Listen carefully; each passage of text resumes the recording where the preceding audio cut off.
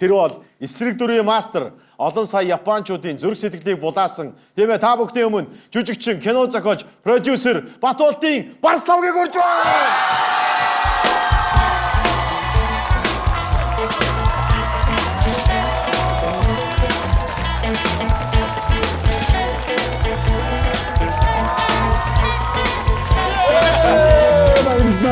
야, 너가 어이다가.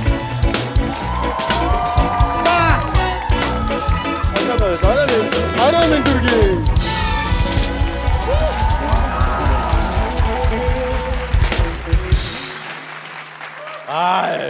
Виванти цагтааш ороод ирэхтэй гэсэн чинь. Ийм байт юм ба шүү дээ. Баяргийн барса. Бидний урьдчилан хүлээж авсан маш их баярлалаа. Үнэхээр гоё байна. Тэгээ Вивант киноных нь одоо 2 дугаар улирал нь амжилттай зураг авалт дуусна. Баяр хүргье.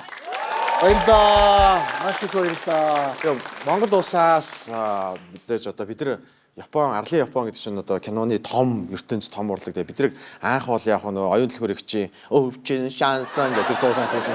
Дараа манай Асашиорио, Хакухо, Хармо Фужи гэдэг сумонууд явдаг гэсэн. Би сүүлд очиход бүх хүмүүс чиний тухай ярьж байна. Тэгээ үнэхээр гайхалтай.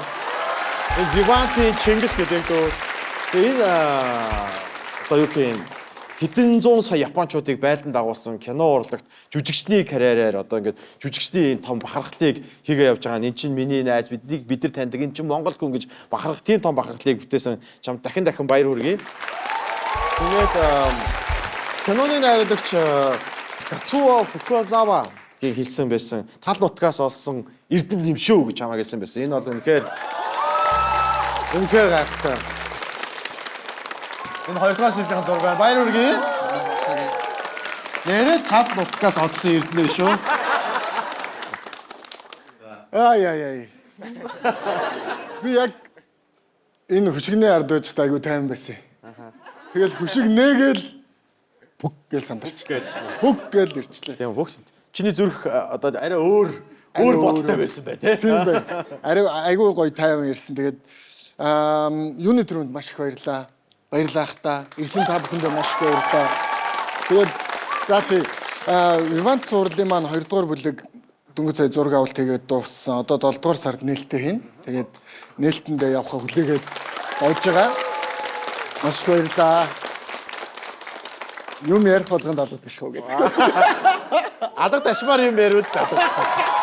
Тэг харж байна би юу хэлгээд гарч байгаа. Тийм байна. Үнэхээр гайхав. За тэгээд Вивант цуврал бол миний амьдралын шинэ бүлэг байсан. Надад шинэ ертөнцийг нээж өгсөн, шинэ боломжийг гаргаж өгсөн ийм цуврал. Тэгээд одоо бол бид нар яг өөрсдийнхөө Монголд өөрсдийнхөө фантастикийн ажил дээр төвлөрөөд ажиллаж байгаа.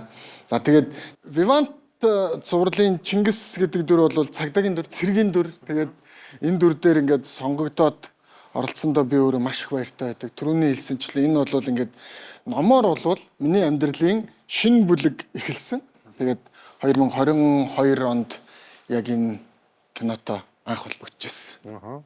Тэр найруулагч нь чавааг тал нутгийн эрдэнэ гэж хэлсэн гэсэн шүү дээ. Тэр их гоё юм байна. Нөгөө зураг авалт дуусгаар жүжигчин болгоны зураг авалт ингээд дуусахад нөгөөдөл чинь баяр хүргээд ингээд бэлэг өгдөг гэхгүй юу. Тэгээ найруулагч ингээд талархлаа илэрхийлээд үг хэлдэг. Тэгсэн яг 1-р бүлгийн миний зураг авалт дуусны дараа манай киноныхан маань надаа ингээд жижигхэн бэлэг өгөөд тэгээд найруулагч маань дээжилсэн. Барсаа болвол миний Монголын талаас олж ирсэн эрдэнэс юм аа. Тийм үг сонсчоор чинь яг яаж нөгөө ямар илэрхийлэл гаргахаа мэдгүй юм билээ. Тэгээд баярлалаа гэж өнгөрсөн. Тэгээ чи бас өөрөө Фукусава ч бас мундаг найруулагч шүү дээ. Тийм. Фукусава найруулагч бол Фукусава найруулагчийн гэр бүл өөрөө бас их алдартай гэр бүл. Одоо Японы 10,000 йены дэвсгэрт дээр хамгийн том дэвсгэрт шүү дээ. Хамгийн том дэвсгэрт дээр манай найруулагчийн үүгийнхэн зураг байдаг жишээ. Тийм. Ийм алдартай гэр бүл ерөнхийдөө одоо юу гэмтэй одоо ямар гэр бүл гэх юм те. Одоо Монгол язгууртан гэх юм те. Язгууртан гэх юм. Монгол гэр гэхэтэн гэр зүйл те. Гэхэтэн гэр бүлээд гаралтай тийм мундаг найруулагч. Ер нь гэхдээ энэ санал яг хаанаас ирж исэн чи гэхдээ ер нь угаасаа эсрэг дүр тоглоод одоо ингээд үнэхээр одоо гарцсан одоо үнэхээр мастер болсон учраас шууд ногоон гэрлээр сонгогдсон баг те. Үгүй. Ерөөсөө тэгээгүй. Тэгээд тэр чинь гэсэн 2022 оны 10 сард айгуу тод санаж байна. 10 сард би аавынхаа ажлыг хийгээд хүүхдээ гэртээ хараад байжсэн чинь над руу залгасан байхгүй. Намайг яв хийж ирсээс залгаад ийм нэг гадаадын киноны проб авч байна. Чи хүрээд ирэх зав байна уу гэд. Өө уухантас би чинь дуртай очиж байгаа юм чи хүүхдэд агуулаад ицсэн. Тэгэл за бас дотроо явчихсан энэ кинонд н оролцчихсан гэсэн бодолтой ямар ч дүр хамаагүй гэж явж байгаа шүү дээ. Энд чинь нэг шат тагчихсан гэсэн хүсэлтэйгэр. Тэгэл яваад очлоо нөгөө поро бүх газраа. Тэгэл би ороод би тэнцэхгүй юм байна гэдэг мэдрэмж авсан. Яаж чад гэдэг. Яагаад тэгэд яваад орсон чинь тэн дотор сэб баг сууж байгаа. Оо яа. Ариун бэм баг сууж байгаа. За. Ялалт ах сууж байгаа. Гармаа ах сууж байгаа. Тэгээ би нөгөөдгээ хараад шууд алхамаар урам хугараад хаашаа поро бүх өрөөнийх нь үүдний зурган дээр очиж харсан чинь зурган дээр нь ибихийн зураг байгаа. Угнаахын зураг байгаа. Бараахын зураг байгаа. За би тэгээд за ойлгомжтой ер нь ихтгэн харидаа гэж. Тэгэл поробо өгчөөл дараал гэртээ харсан л та. Тэгээд хариун 2 сарын дараа ирсэн. Тэгээд тэр үед би тэгээд тэнцсэн та энэ дүр тэнцлээ баяр үргийн 1 сард ингээд зураг авалтанда өмнөх бэлтгэлтэй Японд ирэх боломжтой юу гэд байж байгаараа манайхаа алга тааштай байж байгаараа. Тэгээд би гайхсан байхгүй. Яагаад би тэнцсэн юм бол вэ? Яагаад тэр их хүмүүс тийм авьяастай тийм байхгүйсэн болохоор чи тэнцсэн юм биш. Гэхдээ доояхаа тэрэнд игцэн байсан шүү. 35-аас 40 насны жүжигчд игцэн байсан шүү. Зүг байна. Тэгээ би бодохгүй юу? За. Тэн донд ерөөсөө ганц өвөрмөц хамар нь минийх байсан. Ганц урт үстэй би байсан. Тэгэл би тэнцсэн бах таа гэж боддог. Мандалта гэхгүй. За тэгтээ өнөөдөр үнэхээр чи тэнд байгаа бусад хүмүүс нь гэртээ харьсан байна. Үнэхээр баяр хүргэе. Тийм. Яг ингээд би яг юу гэж хэлж инхээр Вивант чинь одоо үнэхээр одоо бүр амар том фэнтэй юм байлээ. Би одоо ингээд мэдээж Японы кино урлагтар тийм олон фэнтэй гэж бодож байгаа. Бүр чамд зориулсан бүр фэн клубтэй бүр ингээд ийм амар том те би одоо чамд нэг бичлэг үзүүлье. Би бүр пүүх гэд тэр Япон фэнүүд Монгол фэнүүд ч одоос нэлээ зөрүүтэй лээлгүүд те. Ийм олон фэнтэй байхгүй юу гэхгүй. За эхлээд бичлэгээ харуулчих.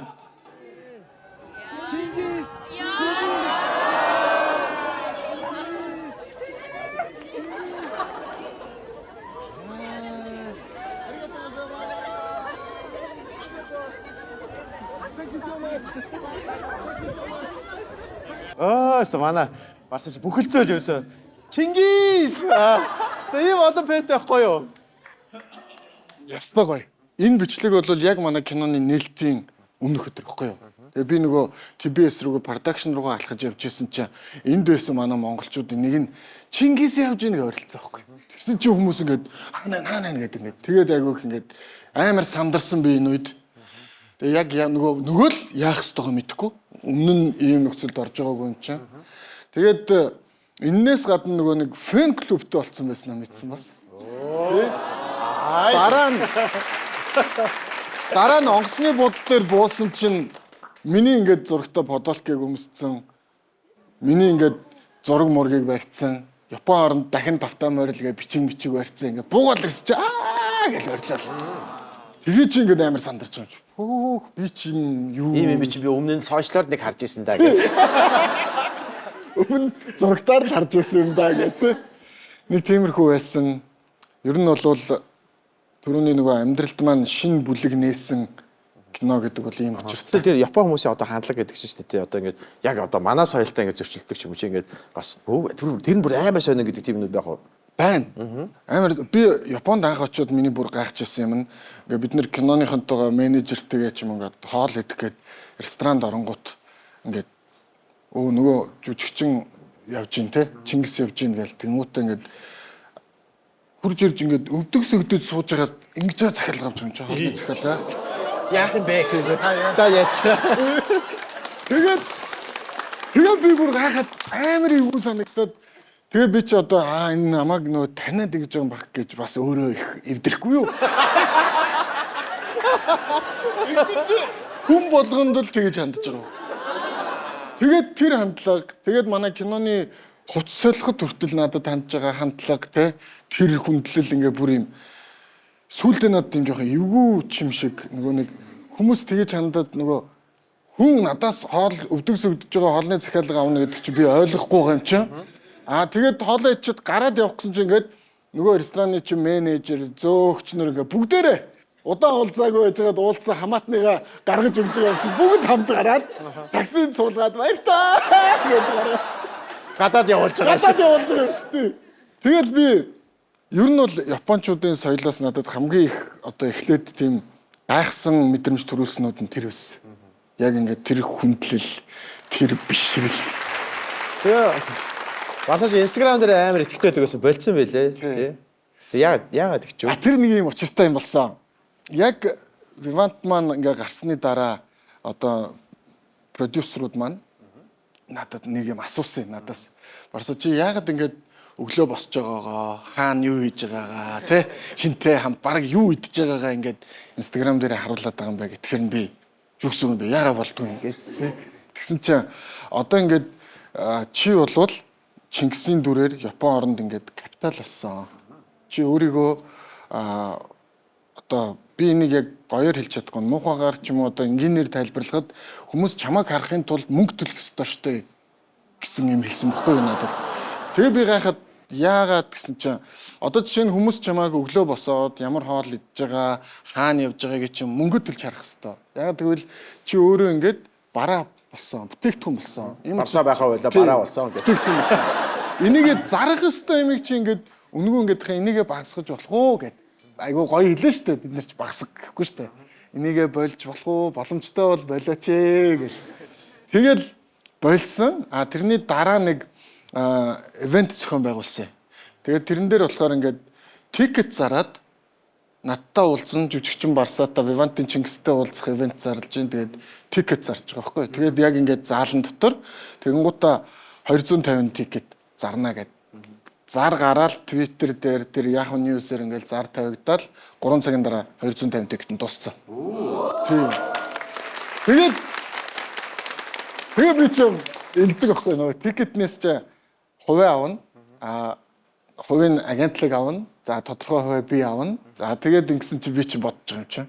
Үгүй эн чинь 3 цагийн дотор 250 тикет дуусчих жахад яагаад дахиад 250-ыг зарж болохгүй. Тэгээд нөгөө санаагаа ичихгүй хэлчихэж байгаа юм би. Тэгсэн чинь манай нөгөө продюсерүүд маань, менежерүүд маань тэгж болохгүй. Дараагийн удаа дахиад 250, тэгээд дахиад 250. Яагаад гэвэл энэ тикет маш хурдан дуусдаг шүү. Та амжиж авах ёстой шүү гэдгийг бид нар үзэгчдэд, фэнүүд чинь ойлгуулахгүй болов те. Ингээл мянга гарan зараад байх юм болов. Нэг л удаа бидний ивент тийм штэ гэл. Тиймэрхүү юмнууд болоо. Тэгээд тэр ивент амар гоё. Ингээд тикет авсан үзэгчдтэйгээ уулзаад хүн бүрийн асуултанд хариулаад нөгөөдөл ч аягүй сонин юм асууна. Хэцүү байсан үе, гоё байсан үе, амьдралын тухай гэл бүх юмнуудыг ярилцсан. Тэгээд ярилцлага дуусаад тийшээгээ босоод үүдэнд зураг даруулаад тэгээд тэр өдөр би анх удаа гарын үсгээ зарж үтсэн бас. Тий. Анх нөгөө ивент эхлэхийн өмнө манай хамтарч байсан нөгөө байгууллагууд маань өрөөд нөгөө юм гарын үсэг зурдаг юм дөрвөлжин цааснууд дээр 250 гарын үсэг зурулж байгаа байхгүй юу? Гар өвддөм байлээ. Тэгээ нөгөө сумагийнхан чи ингээд алгаараа дараад идэх чи би нүдтэй байсан байлээ. Тэгэл нөгөө ивентэд орсон хүмүүс маань гараад явхад үүдэн дээр ингээд тик гарын үсгийг нь та авах уу гэд санал болгох юм л. Тэнгүүд нөгөө хүмүүс чи бүгд худалдаж авдаг. Тэгээд ингээд гараад анх удаа гарын үсгээ зарж мөнгөтэй болсон. Яа Барсаг нэлээд жоохноос нь мэдэн ер нь тэгэл хамтдаа бас ингээд сургуульд сураал нэг замыг ингээд туулаа явж байгаа чамайг одоо үнэхээр бууж өгдөгөө шантардагөө аливаа зүйлийг үнэхээр одоо эцсийн хүртэл хийдэг юм шаргуул зангарч бахархдаг. Тэгээ энэ мэдээж яг сая энэ ярьцлага хүртэл энэ ирж байгаа чиний зам нь бол үнэхээр гайхалтай. Гэхдээ энэ дотор мэдээж энийг үзэж туулж энэ хүртэл мэдээж зөндөө олон зүйлийг туулсан байгаа тийм. Тэгэхээр яг тэр түүхээсээ яруул яаж шүжигчин болъё гэсэн тий. Бүр скол бүр болио гэдэг ингээд шантармаар байсан үеэ ч юм уу ярилцвал бас тийм байдаг уу? Бага штэ. Ер нь бол нөгөө нэг бүх замд өөр ингэсэн зовлон байгаа штэ тий. Тэгээд ер нь анх хүүхэд байхдаа нөгөө нэг аав ээж хоёр маань би чи өвөө эмээ дээр өссөн. Тэгээд аав ээж хоёр маань намайг өвөө эмээ дээр үлдээчихэд яваад гисэн. Тэгээд тухайн үед хүүхэд байхдаа болохоор би нөгөө аав ээж хоёр маань намайг ингээ хайчлаа гэдэг юм гоныг мэдэрдэг байсан. Тэгээд яг өвөө эмээгэндээ очсон чи яг надтай адилхан 7 хүүхэд байсан. Тэгээд Асрамжийн газар очиж. асрамжийн газар очиж шиг. Тэгтээ үеэлүүдтэйгээ тэгээ хамт өссөн. Гол нь тэр үе чинь нөгөө нийгэм тийм байж хүнд хэцүү байж аав ээжүүд маань биднийг өвөө эмээ дээр үлдээчихэд амьдралынхаа төлөө ингээд зүтгэжсэнийг нь Бөөн хайр дотор үлдээж байгаа л да. том болсон хойно л тэрийг ойлгож байгаа юм л да. Хүүхэд байх чинь ингээл хайргуучин болов те янз бүрийн юм боддог. Тэгэл хүүхэд байхаа нөгөө аав ээжээсээ хол өвөө эмээ дээрээ байна. Дээрээс нь нөгөө олон үеэлүүдтэйгээ хамт байна гэдэг чинь тэн дунд чи юм жижигхэн хүүхдийн ч болов тэр үед ингээ амьдрал юм шиг юм өрсөлдөөнүүд явагдана. Тэгэл дээрээс нь бид нар чинь одоо би ингээ хүүхдүүдтэй аавд нь чам шиг хүүхэд байхад ор байгаагүй, өрөө гэж байгаагүй те ингээ ширээний доор харанхуй өрөөнд олбуулаа хамт газар дунддаг гэл тэгэхээр ойлгохгүй юм чи. Яагаад гэдэг би тэгээд одоо яагаад тэгэхээр юу гэж тайлбарлах юм тэрийг тэгээд ерөнхийдөө нөгөө нэг тиймэрхүү нөхцөлд надад ингээд ном айгуу хань болдог гэсэн. Би чи хүүхэд байхасаа эхлээд ном айгуу сайн уншдаг байсан. Тэгээд ягаад тэгэхээр илүү уран зохиолын ном, үлгэрийн ном уншихаар би нөгөө бодит амьдралаасаа салдаг. Тэгээд нөгөө нэг аав ээжтэй хаягдсан юм шиг мэдрэмжээсээ ингээд салдаг байсан. Нэг иймэрхүү нөхцөл. Тэгээд тийм төсөөллийн ертөнцтэй ингээд байнгын амьдрах дуртай. Тийм хүүхэд байсан учраас ингээд айгүйх ном уншдаг байсан. Тэгээд яасан гэхээр өвөө эмээ дээр байдаг хүүхдүүдийн нэг амьдралын зарчим болвол хичээл амарлаа маргааш нь хөдөө. Шууд үсийн хусаал хөдөө. За тэгэл зунжингаа нөгөө мал дээр байж байгаа л тэгэл нэг хав харуулцдаг.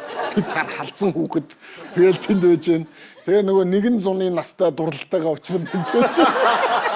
Нэг л зун дурлаа салдаг дахиж хизээч урд байна. Тийм байсан тэгээд хөдөө хонинд явах орчин бас ном их унш. Номоо заавал авч явна. Тэгэл тэрийг оройн төсөөлөл тэрэндээ орж тоглоод нөгөө дүрд нь ороод цэрэг болоод дайчин болоод ингэж тоглоно. Тэгээд хамгийн хэцүү нэг юм байсан. 8 сар гарчаад ингээл хүүхдүүд чинь буцаад идэг. Би явдггүй. Хүчээд ингээ хөдөөлчих. Би явуулахгүй байсараад 8 сарын 31-нд буцаж байгаа юм чи. Тэгээ 8 сарын 31-нд хотод ирээд хамгийн сүүлд усанд ороод хамгийн сүүлд нөгөө зунжингаа гадаа байсан хаваар өгч чинь үссэн.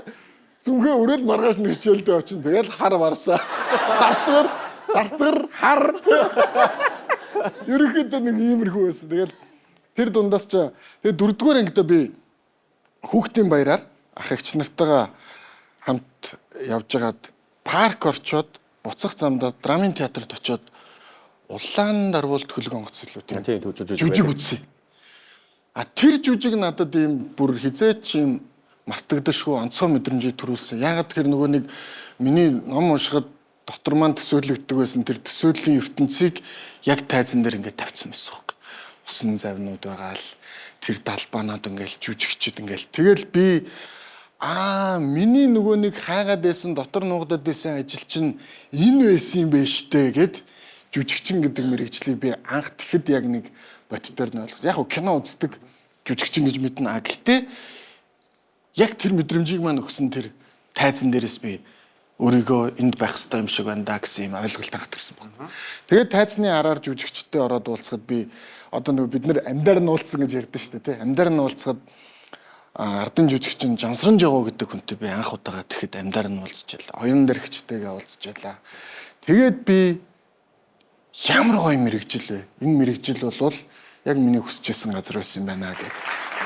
Үсэд гэхдээ яаж жүжигчин болох ёстой гэдгийг би мэдэхгүй. Яанаас эхлэх ёстойг мэдэхгүй. Тэгээ би энийг урлагийн үзлэгээс эхлэх ёстой юм байна гэж ойлгосон. Сургуулийнхаа урлагийн үзлэгт орж эхэлжсэн чинь найрал дууны тэмцээнд оролцдог болоод хүүхдийн ордонд драмын дугуйлан гэж бол байд юм байна. Энд жүжигчин болохыг хүсдэг хүүхдүүд тэнд очт юм байна гэдэг мэдээллийг анх аваад тэгээд 10 дугаар ангийн хичээгээ дууны дугууланд явдаг хичээгээ гуйж байгаа та намайг хүүхдийн ордонд аваад очооч гэд. Тэгээд би анх хүүхдийн ордонд Амарзэ гэдэг багш дээрээ драмын дугууланд очиж анх нөгөө нэг өөрийн хүсэж хүлээж исэн ертөнц рүү анх алхмаа тэнд хийсэн. Тэгээд тэр миний амьдралын хамгийн аз жаргалтай өдрүүдийн маань нэг байсан. Эзэж мэдэрдэг. Үнэхээр бас. Тэр чи бас драмч бас төлбөр мөлбөртэй. Наа чи асуудал болж байгаа юм чаа. Нөгөө 7-8 хүүхдүүдийг өсгөж байгаа тэтгэврийнхаа мөнгөөр өсгөж байгаа өвөө эмээ хоёр маань яг ижилхэн 7-8 хүүхдүүдээс нэгийг нь төлбөрийн төлж драмын дугууланд сурах уу гэдэг асуудал үүснэ. За ингээд эмээдээ хэллээ. Төлбөртэй байна. Би одоо энд л явахгүй бол өгөөд үгүй. Ерөөсөө намайг тэр хүүхдийн ордны драмын дугууланд аваачиж та нар сурахгүй юм бол би баг ингэ чинь байхгүй. Надад энэ орчтонд амьд явах шалтгаан алга. Энийг ойлгочихжээ. Тэгэл яг тухайд нөгөө төлбөр 18,000 төгрөг байсан шиг санаж нэг жилийн төлбөр нь. Тийм амар өндрсөн. Тийм тэгээд эмээгийн өвөгийн маань тэтгэвэр нийлээд одоо 100,000 төгрөг өгд юм уу юм уу те. Тэгэхээр тэрнээс 18,000 төлбөрийг төлөөд явуулна гэдэг чинь. Тэгэл эмээгээ тэтгэвэр нь буухаар битэр чинь эмээгээ сугдаал алхаж штэ. Тэгэл нөгөө тэтгэврийн ангуут нь төлбөр. Маш танд мэдрэмж байна. Төлбөр гэх. Тэгэл эмээ маань хөрхөө өдрийнхөө хоолноос сумслана те. Хин нэгнийх нь хувцснаас сумслана. Тэр мөнгө чинь ингээ санхүүгийн хувьд ингээ бодоход өрхийн төсөв байгаа шүү дээ. Тэр төсвөөс надад ингээл гаргаал өгдөг. Тэгэл би чинь нөгөө мөнгө атгаалгүйгээл төлбөрөө төлөөл аз жаргалаа мэдэрдэг. Тэгээд намайг өнөөдөр жүжигчин болгох, өнөөдөр намайг хүсэл мөрөөдлөө дагаж аз жаргалтай амьдрахад хамгийн ихний алхмыг хамгийн их хайраа өгсөн хүн бол миний өвөө эмээ хоёр.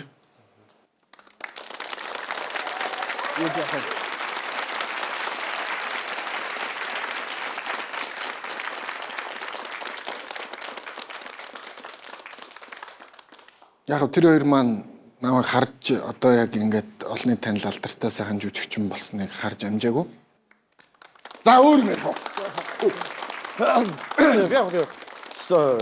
Тэр чинь бас дараа тэр чинь болоогүй. Би чи хүүхдийн ордны хамгийн од жүжигчин бас бай да. Одоо Барсаа бол одоо хүүхдийн ордны драмын театрын хамгийн лагуудынх нь нэг болцсон. Тэр чи бүр драмын театрын тайзан дээр хүртэл хүүхдийн ордонд одоо өргөдөж ирсэн тийм шүү дээ. Энийг өөр хүмүүс нэг сайн мэддэггүй. Би ч яс эрийг боддгүй юм. Энийг одоо яг ярихад хамгийн тохиромжтой үе юм шиг санагдчихэв. Тэгээ 8 дугаар ангида байхдаа Улсын драмын Эрдмийн театрт Чингис хааны ойд зориулсан Тэмүүжний баг нас гэдэг жүжиг тавигдаад тэрнээс драмын дугуулангаас жүжиглэх гол дүрийн жүжигчдийг сонгож аваад хүүхдүүдийг сонгож аваад тэгээд манай дугуулангаас тэгэхэд чинь 4 хүүхд сонгогдоод тэгсэн чинь Бихтэр гээд эсрэг дүрд нь би сонгогдчихдаг байхгүй юу? Хүүхд багасаа тийм Хөдөө яваад хавар болсон. Тэгээд нөгөө жүжигэндээ тоглоод жүжиг маань тоглоод тэгсэн чинь тэр үед чинь би ямар гоё байваа надад нэрээ. Би тэгэл тэр драмын театрт ингээл очиод бог яах, иби яах, параах, амгаах, дамдангуа, саран туяагч, сувдаавагш. Тэр багш маань байна гэдэг чинь болоод шүү. Бүгдтэй танилцаад нөгөө хүмүүсийг чи хараад л өстө тэнд би ингээл нисэж байгаа маа манай нөгөө дөрвч ингээл аж жаргал. Тэгээд жоохон ингээд том болоод тэгсэн чинь гэрээт жүжигчин болоод бүр драмын театрын 8 дугаар ангийн хүүхэд гэрээгээр тухайн энэ тоглогдсон бүх дүрүүдэд 10 жилийн хүүхэд, өсвөр насны хүүхэд юм уу те бүх дүрүүдэд нь би ордог. Тэгээд сарын цалинтай. Тэр чинь 8 дугаар анги та. Гэрээт жүжигчний цалин малингаа авдаг. Тэгсэн чинь гинтхэн нөгөө драмын дугуулангийн багш маань баг юм мэддэггүй юм шиг санагдаал. Би ер нь энүүнээс сурах юм үлдсэн болоо даа ч гэж байна. Нэг тийм болцсон ингээд өөрийгөө тэгээд тэр чинь 10-аад төгслөө ажиллаж байгаа байхгүй юу. Тэгээд 2 жил ингээд драмын театрт ажиллаад ингээд явцсан. Тэгээд тэнд чинь нөгөө ах эгч нартайгаа танилцсан. Хүн тэгээ өөрөө мэдхгүйгээр ялангуяа өсвөр насныхаа 17, 18 насн дээр ирж байгаа хүүхэд чинь ингээд тийм өөрөө лаг гэсэн мэдрэмжийг авчдаг юм л. Би ингээд одоо би ер нь энд юу идэм ингээл те хичээлээ тасалдаг болоод явдггүй болоод ийм нөхцөл байдалд орсон байжсэн чинь амьдрал намайг буцаага байранд нь тавьсан. Тэгсэн. Яасан бэ гэсэн чинь би алдартай лаг жүжигчин болно хүн чинь мэдээд Суйсд орно гэд очиод Суйсын конкурсанд орсон чинь Бид зэрэг өгч ирсэн. Тийм. Яг бидэртээ зэрэг өгсөн. Бид манай суйсыг конкурс болоод бүх хүүхдүүд явж байгаа. Тэр дотор ингээд нөгөө драмын од барсаа явж гин. Нөгөө драм хүүхдийн драмын театрын темка явж гин гэдэг дандаа одууд нь яваад энэ хоёр чинь ингээд одоо мандайлал оройд нь явж та. Конкурстад унчтыг. Тэнцээгүү. Тэгээ 9 сарын 1-нд орсон чинь байдгүй. Гэтэ чи манай сургуулиар эргэлдээ. Баг. Тэгээд тэр жил чинь би 10 төгсөөгүй бахта конкурс. Тийм. Тэгээ унсан. За би угаасаа 10 төгсөөгүй юм чинь яа тийм дараа жил өгчээгээд тэгээ байжгаад дараа жил нь дахиад ундъя. 2 унж байгаа байхгүй би. Гэтэ эн чинь хүмүүсээ буугаад өгчгөр байхгүй. Эн чинь бас яг одоо инээдтэй гачсан тэр үед тийм их хүсэл эрмэлзэлтэй хүүхэд байгаасаа өөр юу ч бодоогүй хүүхэд 2 удаа тэр их сургуулийн хаалган дээр очиод чи жүжигчин болохгүй гэдэг буцаана гэдэг мэдрэмж бол амар өссөн. Тэгээд яг нөгөө надад нэг давуу тал үүдээ. Богинохон шаналдаг. Сэтгэлээр унаад за одоо ингээд тэгээд тэрсэн чинь хамгийн амар нэг юм болсон ингэсэн. Өвөө намайг өмнө конкурсанд унтсныг мэдсэн. Тэгэн гутаа цагдаагийн актемд оруулна гэд бодсон. Манай өвөө чи өөрөө цагдаа тагнуулаар ингээд бүх насаараа ажилласан хүн байсан. Тэгээд цагдаагийн актемд оруулна чи цэрэг цагдаагаар явна гэсэн. Би ёстой яасан ч цагдаа болохгүйгээд гэрээсээ оргоод найзынхаа лагер дээр очиж 10 хоног конкурсандаа бэлдээд шүлэг дуу муугаа бэлдээд тэгээд конкурсанд унчиж байгаа байхгүй. Тэгэл гэрлүүгөө орч чаддаг. Бодож байгаа л орцондоо жоохон сууж байгаа л за орё гэл гэрлүүгөө яваал орсон. Хинч тоохгүй. Би чи бараг л амьдрал сүрчээд очиж байгаа шүү дээ. Хинч тоохгүй амьдрал яг хэвээрээ эмээ хоолоо ягээд өвөө зурагтаа үзээд манай дүүнер тэрүүгээр хичээл номоо ягаад тоглоод байж. Би чи нөгөө нэг ертөнд сүрцэн газраас орж ирээл сууж исэн чинь өвөө за яасан гэл тэгж байна. Унцаан л гэл. Гэсэн чинь за одоо тэгээ яах чинь гэл тэгнэ. Коц дорноо. Тэгсэн чи өвөө за миний хөтгээд одоо ер нь хойштоо өөрөө амьдралаа мэдхээр болж гэнэ удаа гэлтэглээ. Өөрөө мэднэ л гэсэн. Өвөө тэгэл за тэгтэг гэсэн. Тэгээ өвөө надад юу ч хэлээгүй, намайг дахин цагдаа болгоно ч гэж яриаггүй, тэгэл үлдээсэн.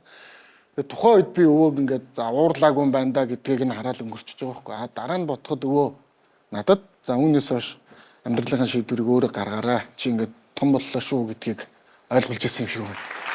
Тэгээд коцд ороод 6 сар сурангуудаа биш ээ. Ерөөсөө л биш. Ерөөсөө л суйстор хийгээл. Тэгээ сургуулаа хаяад тэр жил тэгэнгүүтээ бас аав ээжтэй эмээ өдөглөөгөө сургуулаа хийцэн гэдгээ. Тэгэл дараа жилийн суйсын конкурсыг дахиж хүлээж ягаал, дахиж бүртгүүлээл, дахиж бэлдээл конкурсондоо ороод бурхан минь тэр хүлээх ингээд секунд болгон ингээд толгоороо ингээд юмар цохоод байгаа байхгүй юу? Бан гэл явдгүү нөгөө цаг хугацаа яасан ч удаан юм. Тэгэл дүн гараал нөгөө хүүхдүүд суйсан гадаа яг шамбарлал хууцнуудаа аваад би хууц авч харж чаддаг. Яа. Тэгэл нөгөөтгөө сургуулийн тэр цаашаа болонд урлан бүтээхээ урд очиод л нөгөө имрээл доороос нь ингээл имэрж байгаа л ингээл харсан чинь 98 он.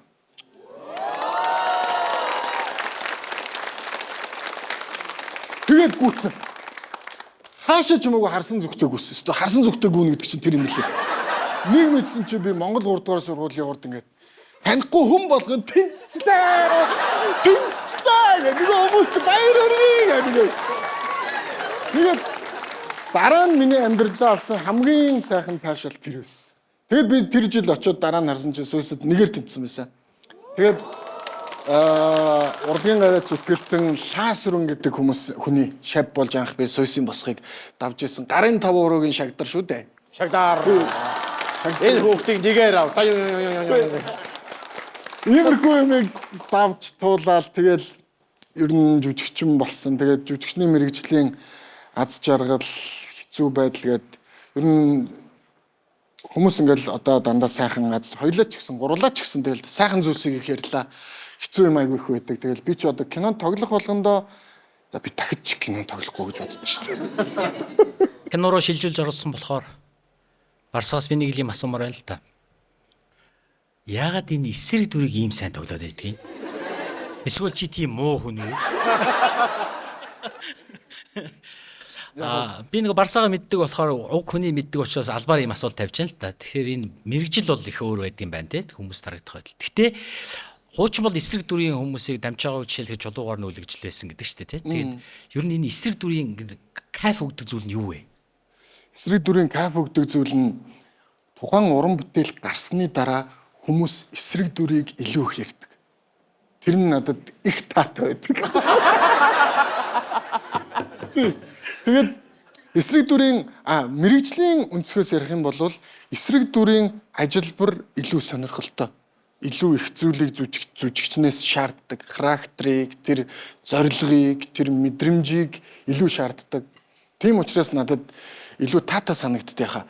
Би тэ юу гэж боддог вэ гэхээр би танаа найз нарыг нөхөрлөлийг та нарын хамтдаа бүтээж байгаа фантастик гэдэг зүйлийг бас үнэхээр өөртөө яг энэ дотор асч исэн зүйлээр хийсэн гэж боддог. Ганцаараа хурдан явах уу, олуулаа хоол явах уу гэдээ одоо би манай алдраа байна, Тамира, Баяра, Мажууха, Отгоор, Ганчуу, Шагаа гэл те.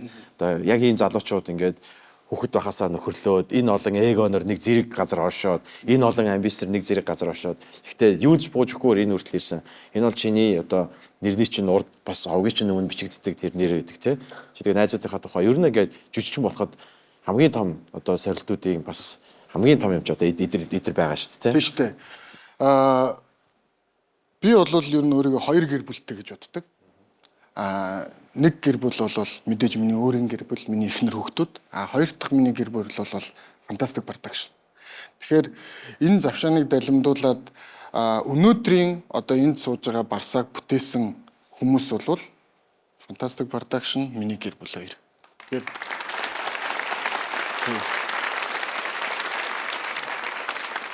Тэгэхээр би хоёрлынгийнх нь тухай ярих хэвээр. Тэгээд би эхлээд фантастик продакшнаас эхлэе. Тэгээд хоёлаа сценик телевизэд хамт ажилладаг байсан. Намайг анх телевизэд уруу татаж авчирсан хүн чи анхаа.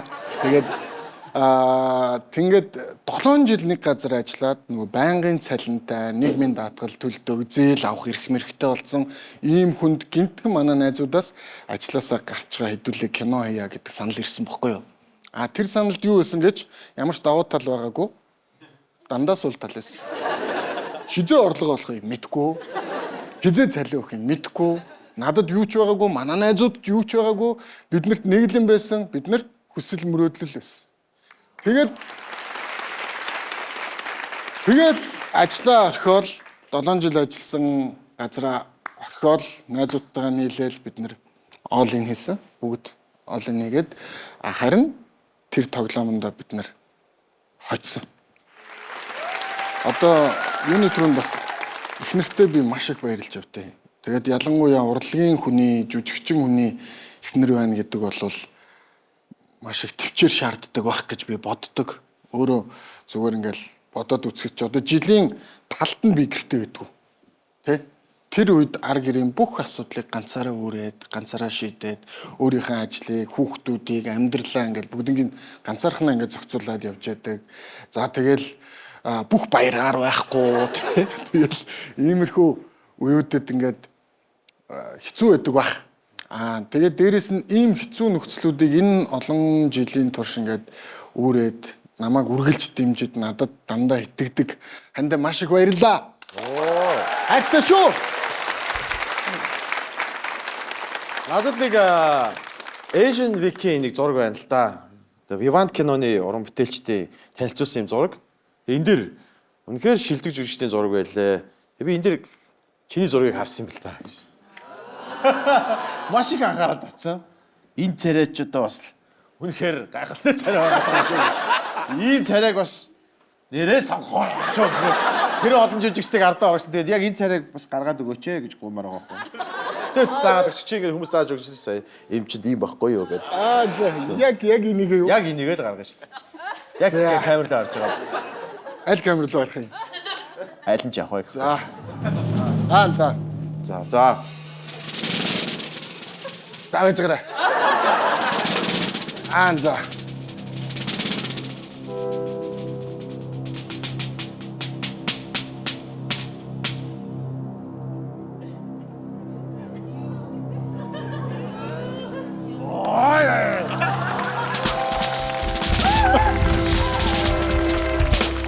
Осноо тав. За одоо доо яах вэ нэг үзье. За, За доо яах үзье. За Ийм л царай юм байна. яг ийм царайг доо яах. Яг би Тик авлаа. би яаж Барсагийн юм. Чи яаж намайг үгүйсгэж чадчихэна. Яг Барса шиг царай гаргаа гэж байгаа юм уу? Яаж би чадах юм бэ? Хийвтэй.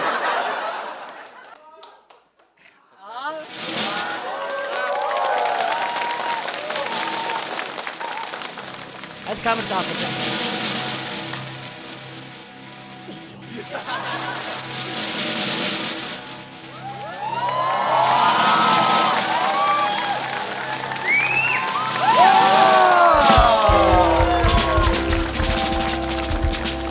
Өнөөдөр бидэнтэй жүжигчин Барса байна. Тэгээд бид нэр хамтдаа нэг тоглоом тоглоё гэж Тэгэхээр бодож бид байна. хоёр сая нөгөө чиний ийм царай гаргахыг хараагүй. Хамраа өгчихтэй. Я одоо хамтдаа тоглоом тоглоё. Ярианы сэдвийг өөрчилмөргүй байна. Адилхан царай гаргах гэдэг. Окей.